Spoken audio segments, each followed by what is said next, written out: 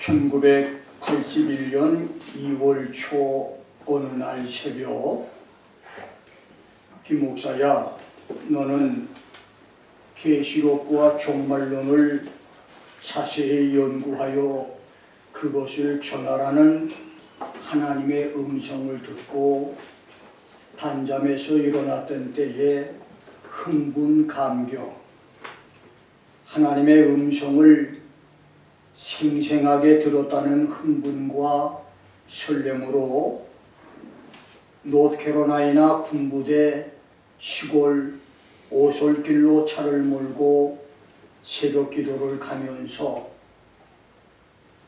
도로 양변 잔디 위에 하얗게 쌓여있던 서리가 유난히 내 눈에 들어오며 속으로 기뻐했던 그날의 감격은 40여 년이 다 된 지금까지도 기억이 새롭습니다.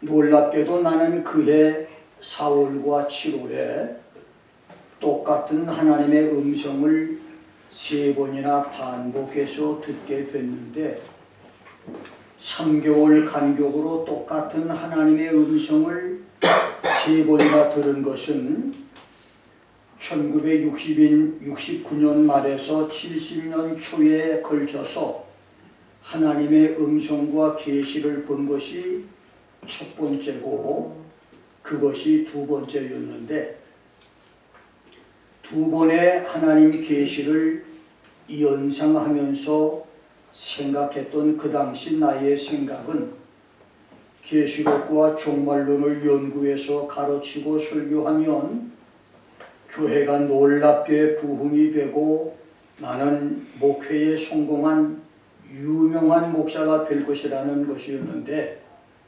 그렇게 우매무지하고 부끄러운 생각은 그 후 30여 년이 지날 때까지 계속됐다가 60대 초중반에야 철이 들면서 주께서 내게 맡긴 사명을 깨닫게 됩니다.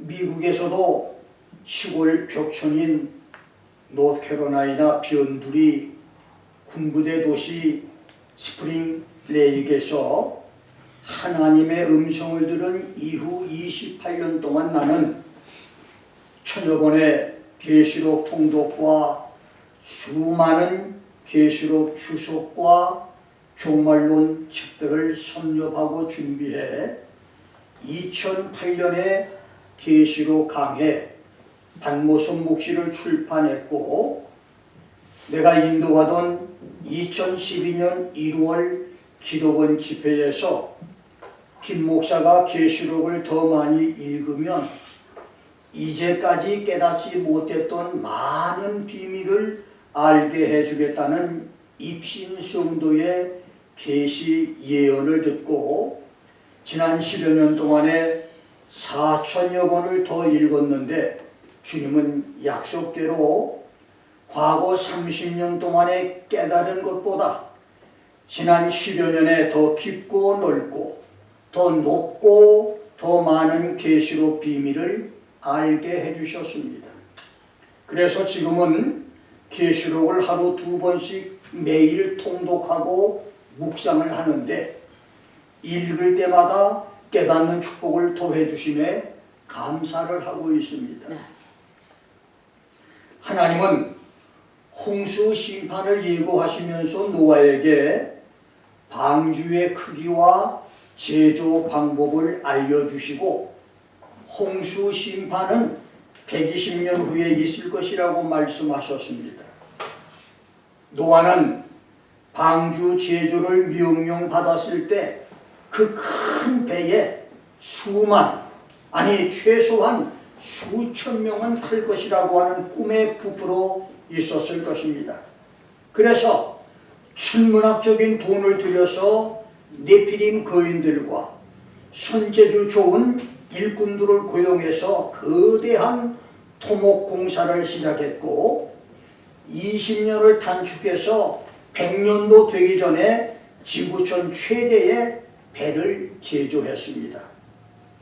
그런데 홍수가 시작됐을 때 방주의 1, 2, 3층을 가득 채운 것이 짐승들과 자기 가족 8사람뿐이었을 때 노아의 실망과 황당함은 어땠을까요? 처음부터 하나님이 방주 제조를 명령하실 때 방주는 네 가족 8명만 탈 빼라고 하셨다면 그래도 노아가 그 많은 돈과 노력을 쏟아부어서 방주를 지었을까요? 물론 그렇더라도 야훼 하나님을 경외했던 노아는 방주를 지었을 것이지만 그 마음에 고민과 갈등은 있었을 것입니다. 김 목사도 하나님의 계시 음성을 믿고 부푼 꿈을 안고 강산이 3번이나 변하는 30년의 긴 세월을 준비해서 반모선 묵시를 책으로 출간하기 바로 직전 꿈과 계시를 통해서 하나님께서 내게 주신 축복, 약속들이 너무 커서 교회 부흥과 목회 성공한 목사 꿈에 들떠 있었는데 어느 날 새벽 기도에서 그 엄청난 축복 약속이 오늘의 약속이 아니라 먼 미래의 약속인 것을 깨닫게 했을 때 얼마 동안은 낙심과 실망으로 당황을 했었다가 마음을 추스리게 됐고 이제는 그 약속들을 마음에 간직하고 담담하게 기다릴 정도가 됐지만 30년 준비 기간 동안에 내 마음이 약해질 때마다 주님은 새로운 축복 약속들로 내가 흔들리지 않게 해서 준비를 끝나게 하셨지만 만일 음성 계시 처음부터 주님이 내게 그런 응답을 주셨다면 아마도 김 목사는 노아처럼 무조건 순종하지는 못했을 것입니다. 이렇게 미국의 변두리 노스캐롤라이나 군인도시 시골교회에서 내게 주신 주의 음성 계시는 에베네셀 은혜와 축복으로 여기까지 왔습니다. 거짓말하지 않으시는 주님 약속대로 성취될 날이 반드시 있을 줄 믿습니다. 아멘. 나는 오늘 7 인봉한 하나님의 서책이란 제목으로 말씀을 전합니다. 첫째, 묵시록에 나오는 하나님의 책들입니다. 요한계시록에 나오는 중요한 책들은 6종류의 책이 있습니다. 첫째는 계시록 1장 11절에 소개된 소아시아 7교회에 보낸 편지 책입니다. 놀랍게도 에베소, 소모나, 보가모, 두아디라, 사데, 빌라델비아, 라오디게아 교회에게 보낸 편지 내용은 하나같이 그들의 신앙이 어떤 형편에 있든지 대환란을 당하지 않고 들림을 받는 휴거 성도가 되는 비밀을 전해준 말씀 내용이었습니다. 두 번째는 계시록 3장 5절, 20장 12절, 15절, 21장 27절에 기록된 어린 양의 생명책입니다. 생명책은 요한복음 1장 12절 13절대로 예수를 구주로 영접한 사람들의 이름이 기록된 책, 사도행전 26장 18절대로 영의 눈이 떠져서 어둠에서 빛으로 사단의 권세에서 하나님께로 돌아간 사람과 죄사함 받은 사람, 예수를 믿어 거룩하게 된 사람들의 이름이 기록된 책, 빌립보서 3장 3절대로 하나님의 성령으로 봉사하며 그리스도 예수로 자랑하며 육체를 신뢰하지 않는 사람들 이름이 기록된 책, 빌립보서 4장 1절로 3절대로 주 안에 굳게 서서 복음을 위해 수고하는 사람들 이름이 기록된 책, 계시록 3장 5절대로 죽은 믿음에서 회개하고 돌이켜 산 믿음을 갖고 흰옷을 입은 성도들 이름이 기록된 책, 계시록 20장 12절 15절대로 구원받아 천국에 들어갈 성도들 이름이 기록된 책, 계시록 21장 24절로 27절대로 천국의 수도 하늘 예루살렘과 천국의 모든 나라를 제한 없이 왕래할 사람들 이름이 기록된 책입니다. 세 번째, 계시록 5장 1절로 8절에 기록된 7인으로 봉인된 하나님의 책입니다. 이 책은 하나님과 동족이신 예수만이 펼 수 있고 읽을 수 있는 책으로, 그 책의 내용은 하나님의 심판 재앙에 기록되어 있고 하나님의 구원 계획이 상세하게 기록된 책입니다. 네 번째, 계시록 10장 1절로 11절에 언급된 바다와 땅을 밟고 서 있는 천사의 오른손에 펴놓인 작은 책입니다. 책의 내용은 많은 백성과 나라와 방언과 임금에게 장차 있게 될 사건이 낱낱이 기록된 책입니다. 천사는 요한에게 내가 이 작은 책을 받아 먹고 그것들을 예언하라고 명령하므로 요한이 작은 책을 받아 먹고 2000년 동안의 지구촌에 일어날 사건들을 많은 백성과 나라와 왕들에게 예언을 했는데, 신비하게도 에스겔서 2장 8절부터 3장 11절에서 선지자 에스겔도 요한처럼 하나님의 두루마리 책을 받아먹고 많은 백성과 나라와 왕들에게 예언을 했습니다. 그런데 요한과 에스겔이 했던 예언의 내용이 슬픈 노래의 애가와 애곡과 재앙의 말씀이어서 두 사람 모두 입에서는 꿀같이 달았고 먹은 후에 배에서는 쏟다고 했는데, 21세기 종말 시대에 에스겔과 요한 같은 특별 사명의 종들은 한 사람 예외 없이 이 두루마리 예언책을 먹어야 합니다. 계시록 예언책을 먹지 않은 목사, 종말론을 소화시키지 못한 목사들은 함부로 계시록과 종말론 설교를 가볍게 하지 말아야 합니다. 에스겔서 13장 8절 9절에서 하나님은 너희가 허탄한 것을 말하며 거짓된 것을 보았으니 내가 너희를 치리라. 선지자들이 허탄한 묵시를 보며 거짓 것을 점쳤으니 내 손이 그들을 쳐서 내 백성의 공회에 들어오지 못하게 하며 이스라엘의 족속의 호접에도 기록되지 못하게 하며 이스라엘 땅에도 들어가지 못하게 하리니 너희가 나를 여호와인 줄 알리라고 경고했습니다. 22장 404절 12,000단어의 계시록을 먹지 못했다면, 계시록을 함부로 가르치지 말고 종말론을 소화시키지 못했다면 경솔하게 종말론을 설교하지 말아야 할 것입니다. 다섯 번째로, 계시록 20장 12절로 15절에 언급된 백보좌 심판에서 구원받지 못한 죄인들이 지옥 선고를 받고 유황불 연못 지옥에 들어갈 악인들의 심판의 책이 있습니다. 이 책은 악인들이 태어나서부터 죽기까지 지은 모든 죄들, 악인들의 평생 동안의 생각과 말과 행동이 모두 낱낱이 기록된 행위 기록의 책입니다. 12절에서 심판의 책과 생명책을 함께 언급한 것은 악인과 모든 성도들이 부활하여 함께 지옥 심판을 받는다는 말이 아닙니다. 요한복음 5장 24절에서는 하나님을 믿는 사람들은 영생을 얻었고 사망에서 생명으로 옮겼기 때문에 believers has eternal life and does not come into judgment but has passed out of death into life라고 말씀하셨고, 그래서 지옥에 들어갈 심판에 이르지 않는다고 말씀했습니다.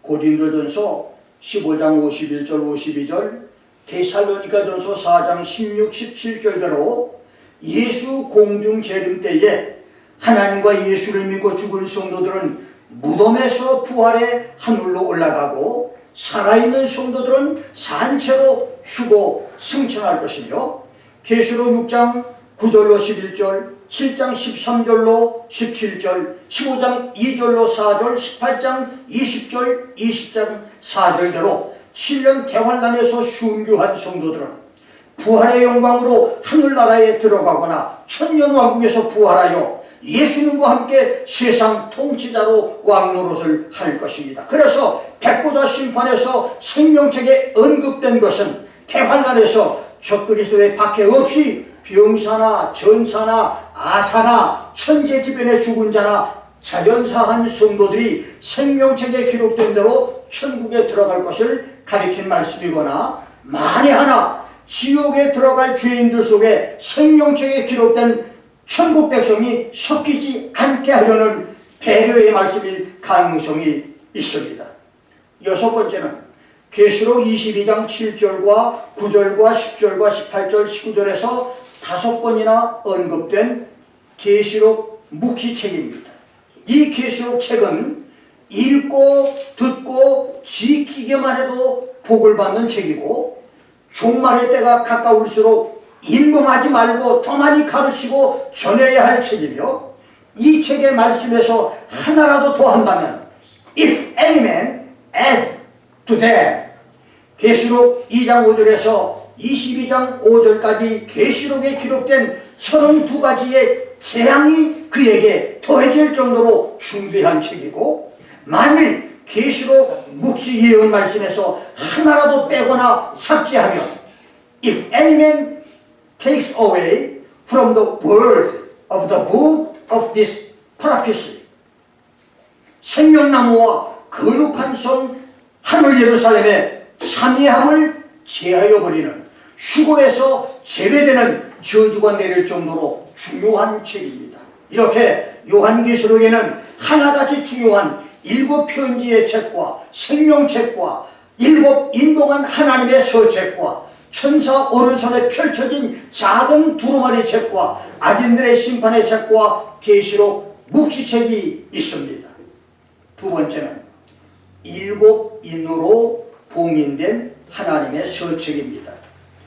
하늘로 올라간 요한은 보좌에 앉으신 하나님과 어린 양 예수님께 24 장로와 4 생물과 천군 천사들이 합창하는 웅장하고 거대한 오케스트라 찬양을 보고 황홀함과 기쁨에 취했었습니다. 그리고 대합창 찬양 집회가 끝난 후 이번에는 보좌에 앉으신 하나님의 오른손에 7 인으로 봉한 책을 들고 계신 것을 보았는데, 갑자기 힘있는 천사가 큰 소리로 누가 책을 펴며 그 인을 떼기에 합당하냐? Who is worthy to open the book and to break its seals? 누가 이 책에 인을 떼 이 책을 열어볼 자격이 있느냐? 말하는 소리를 듣습니다. 그런데 아무리 살펴봐도 하늘 위에나 땅 위에나 땅 아래에 능히 책을 펴거나 보거나 할 사람이 없었습니다. 그래서 요한은 너무 괴롭고 안타깝고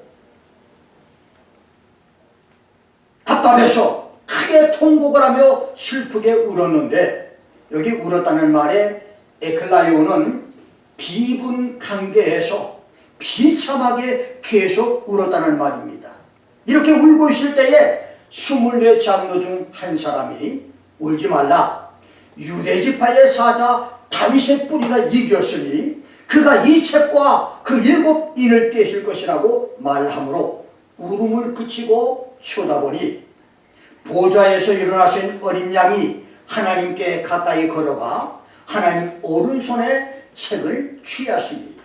그러자 4 생물과 24 장로들이 어린 양 앞에 엎드려서 검은 고로 새 노래를 찬양하기 시작을 했고, 하늘 보좌를 둘러선 천천만만의 천군 천사들이 그 찬양에 맞춰서 합창을 하며, 거기에 맞춰서 하늘 위에와 땅 위에와 땅 아래와 바다와 그 가운데 있는 모든 만물이 보좌에 앉으신 하나님과 하나님의 책을 받으신 어린 양께 찬송과 존귀와 영광과 능력을 세세토록 돌릴지어다 라면서 우렁찬 함성으로 찬양을 부르며 경배를 드리는 것을 보았습니다.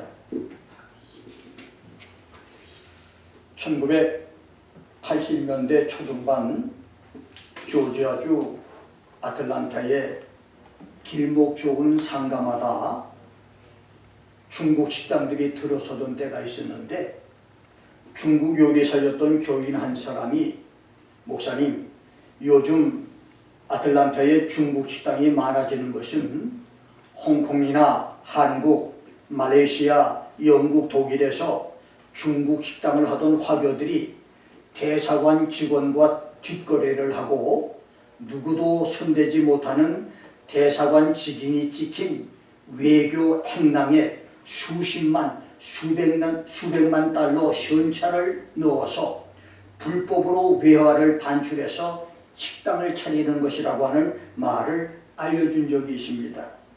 7 인봉한 책, 카데스프라 기스메논이라고 하는 말은 위아래로 인으로 봉한 책이라고 하는 뜻인데, 책의 내용이 완전하며 아무도 열어보거나 이해할 수 없는 비밀스러운 내용이고 오직 하나님만이 스스로 밝히 보이실 수 있는 책을 가리킵니다. 이 인봉된 책의 내용은 여러 학설과 해석이 있지만 세상 끝날에 이루어질 심판의 내용, 예수 그리스도의 대속적인 죽음으로 사단에게 빼앗겼던 창조물을 하나씩 다시 되찾는 속전의 비밀문서, 그리스도의 재림을 통한 아들들의 심판과 성도들의 구원을 이루는 하나님의 비밀 서책이라고 보는 것이 유력한 해석입니다. 그렇습니다. 7 인으로 봉인된 하나님의 심판 비밀 서책은 마귀를 이기고 죄를 이기며 죽음까지 이기고 세상을 이기신 어린 양 예수만이 인봉을 뗄 자격이 있고 그 책을 읽고 책의 내용을 수행할 자격이 있습니다. 인류 역사에 나사렛 예수만이 이긴 자입니다. 세계 대륙의 3분의 1을 정복했던 징기스칸도 알렉산더도 나폴레옹도 아니고 세계 인구 5분의 1, 6분의 1이 교조로 추종하는 석가모니도 마호메트도 아니며 세계 최강 미국과 중국, 러시아, 유럽연합의 통치자도 아닙니다. 오직 죽었다가 사흘 만에 다시 살아나시고 하늘에 올라가셨다가 만왕의 왕 만주의 주로 지구촌에 다시 오실 예수 그리스도만이 인류 역사에 이긴 자입니다. 아멘.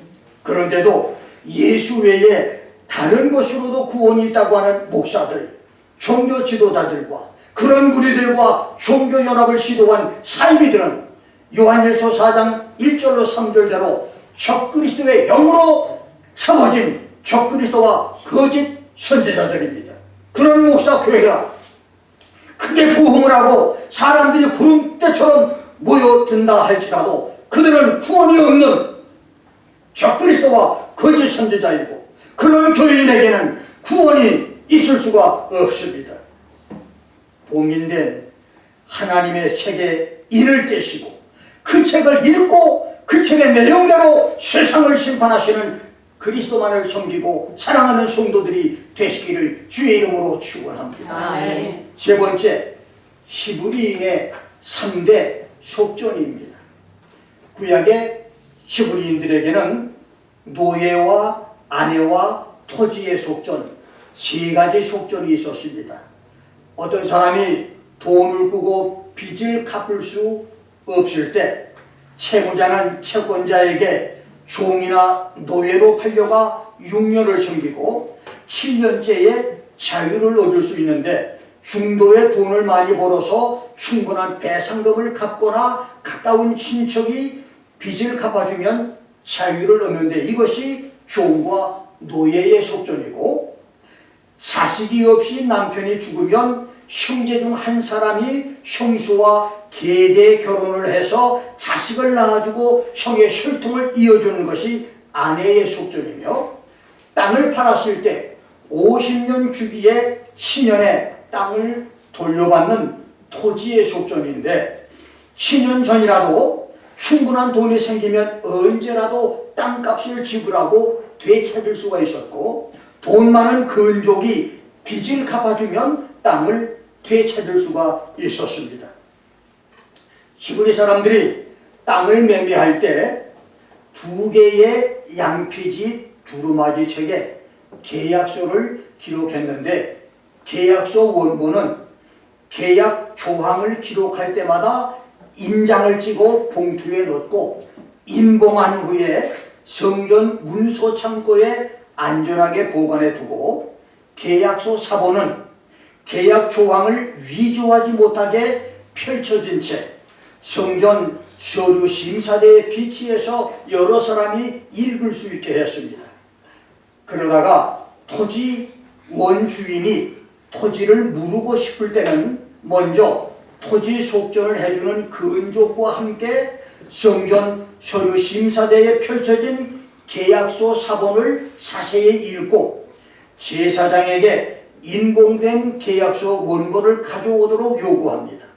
그리고 땅을 소유하고 있는 현재 주인에게 토지 속전을 요구하는데, 토지 속전을 요구한 근족은 몇 사람의 증인 앞에서 자기가 땅 주인의 친족인 것을 증거해 보이고, 제사장과 장로들이 보는 앞에서 현재 주인에게 계약 조건에 따라 돈을 지불해서 친족의 빚을 갚아주고 계약서 원본 두루마리에 인봉을 하나씩 뗍니다. 땅의 옛 주인과 근족은 7 인봉을 다 뗄 때까지 계약 조항이 이루어졌는가를 증인들과 당사자 앞에서 확인한 다음 마지막 조항까지 다 이루어졌을 때 대제사장은 다 이루었다, it is finished, 텔레오, 다 지불했다 라고 선언을 하는데, 놀랍게도 요한복음 19장 30절에서 예수님이 다 이루었다고 외치신 말씀이 바로 그 말입니다.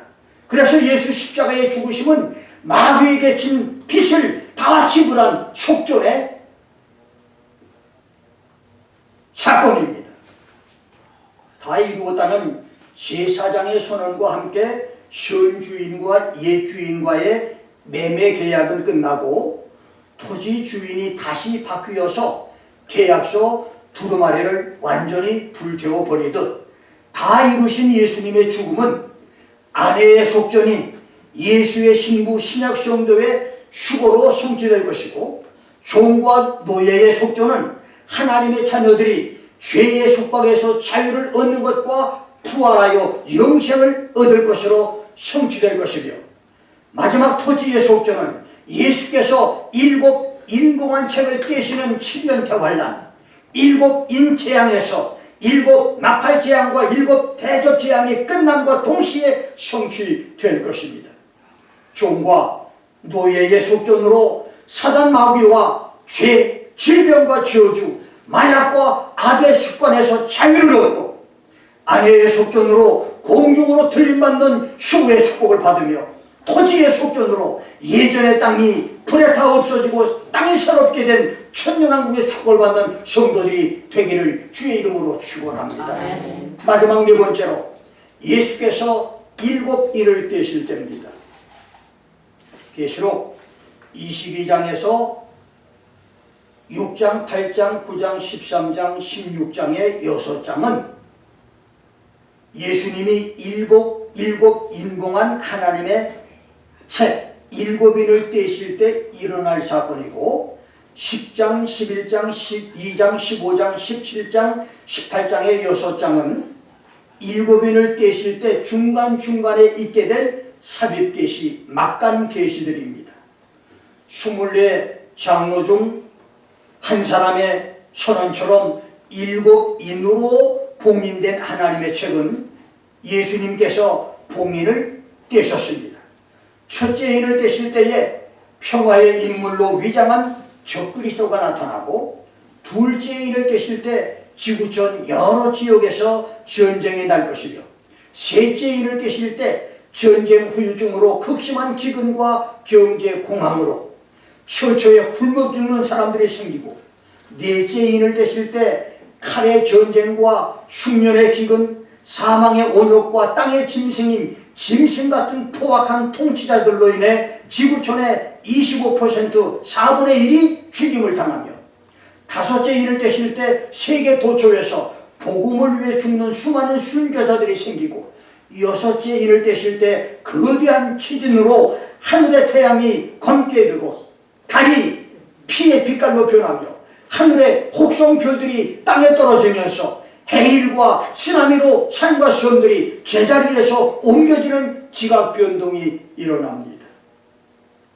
일곱째 인을 떼실 때는 불꽃놀이에서 하늘로 쏘아 올린 불꽃에서 다른 불꽃이 터져나오듯이 일곱 나팔 재앙이 시작되는데, 첫째 나팔 재앙은 지구촌의 땅과 나무와 풀의 3분의 1이 피가 섞인 우박과 불에 타서 완전히 사려지고, 둘째 나팔 재앙은 바다 생물 3분의 1과 바다의 배들 3분의 1이 불타는 큰 산 같은 것에 의해서 완전히 파멸되며, 셋째 나팔 재앙에는 지구촌 강들의 3분의 1과 물들의 3분의 1이 쑥물로 오염돼서 사람들이 마시고 죽습니다.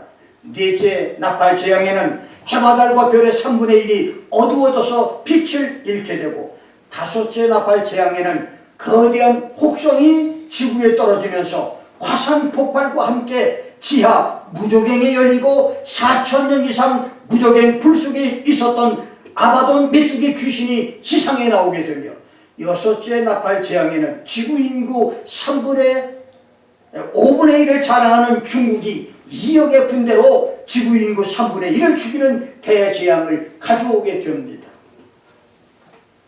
일곱 번째 나팔 재앙은 하늘 높이 올라간 불꽃 하나에서 또 다른 불꽃들이 터져 나오듯이 일곱 대접 재앙으로 변하는데, 놀랍게도 일곱 대접 재앙은 주로 적그리스도와 그 동맹국들이 받는 저주 심판입니다. 첫째 대접 재앙에는 666 짐승의 표를 받은 사람들이 온몸이 썩어 죽는 재앙이 찾아올 것이고, 둘째 대접 재앙에는 5대양의 바다가 피로 변해서 모든 바다 생물이 죽으며, 세 번째 대접 재앙에는 6대주의 모든 물이 피로 변하는 재앙으로 그때 사람들은 핏물을 마셔야 되고 핏물로 음식을 하며 핏물로 목욕을 해야 되는 상황이 됩니다.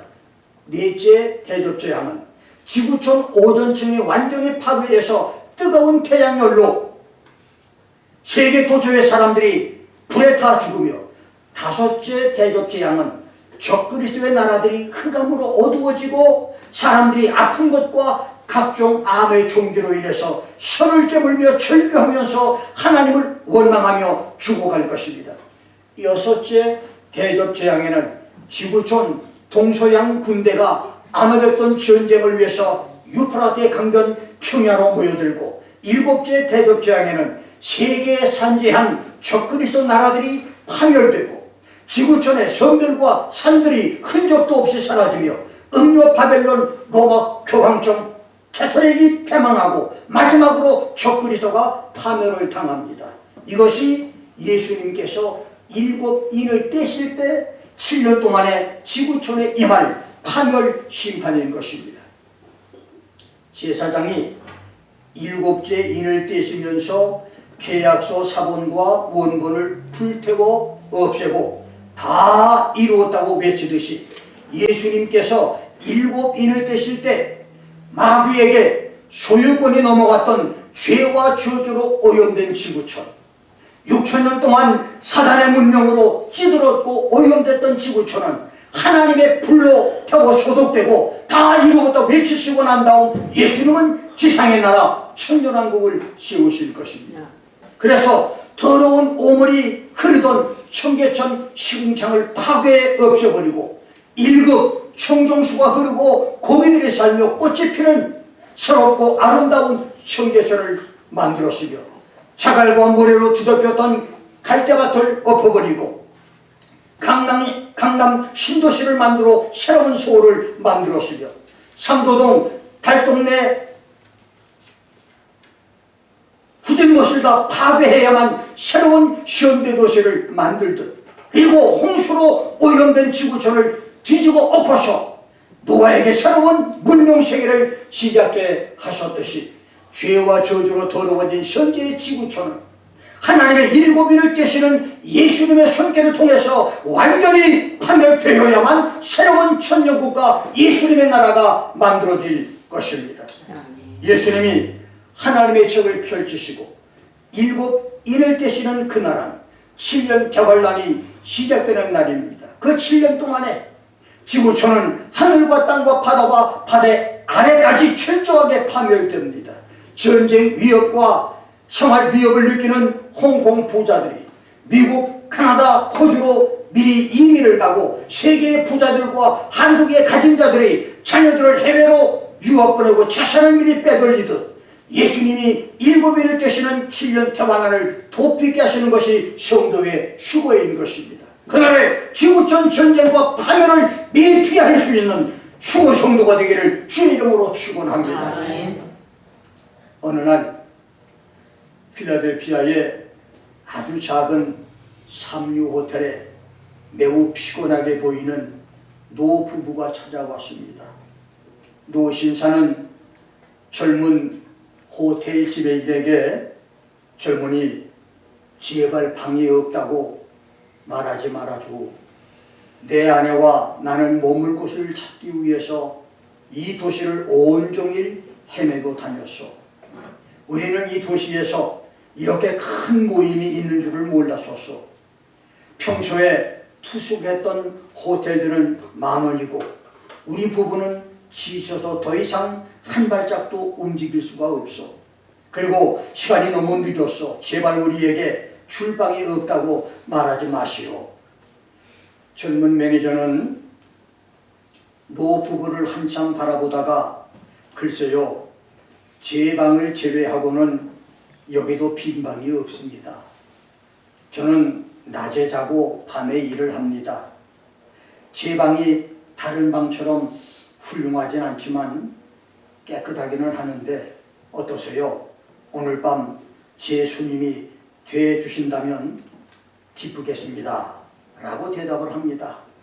그러자 노 신사의 아내가 감사에 넘친 얼굴로 God bless you, young man. 하나님의 축복을 빕니다. 젊은 양반. 인사를 나눴습니다.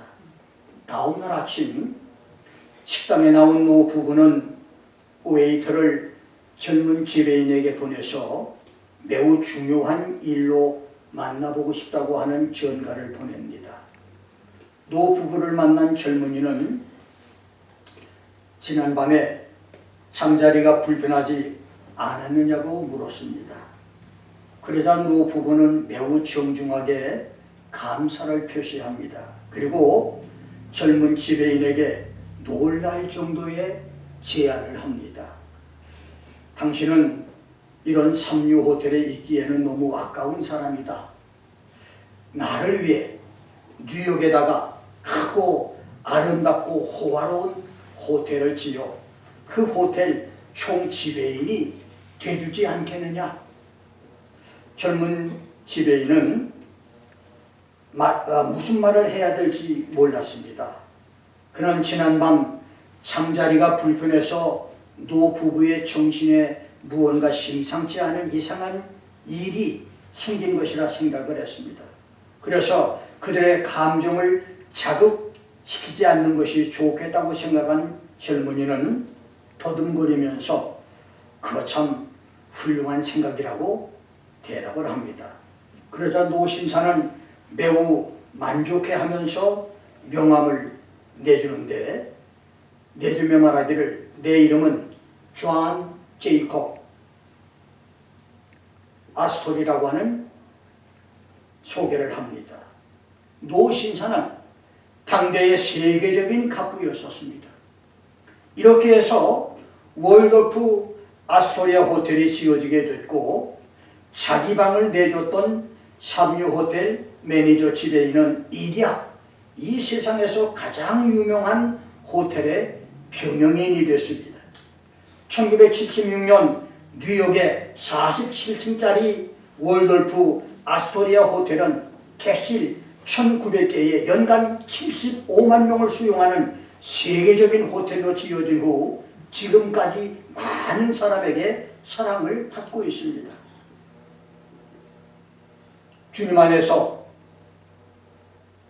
수고하는 여러분의 수고와 헌신은 크고 작은 것 하나하나에 모두 상급이 있습니다. 새벽마다 성전을 찾아 기도하고 새벽마다 따뜻한 차로 주의 종을 공개하며 주일마다 음식을 만들어 성도들을 섬기고 꽃을 헌화해 강단을 장식하며 찬양으로 물질로 몸으로 시간으로 주를 섬기고 수고하는 모든 것과 전도로 주일 헌금 11조 감사 건축헌금 1,000번제로 그리고 선교 헌금으로 잃어버린 영혼들을 구원하기 위해서 헌신하는 것, 그리고 무엇보다도 주님의 다시 오심을 예비하는 경건생활, 말씀생활, 기도생활은 결코 헛된 일이 아닙니다. 주님께서 하나님의 일곱인을 떼시는 지구촌 심판 재앙이 많이 오기 전에 주님께서 공중으로 데려가시는 수고 성도의 축복들이 하나님 앞에 헌신하는 여러분 모두에게 있기를 주의 이름으로 축원합니다. 아멘. 기도하겠습니다.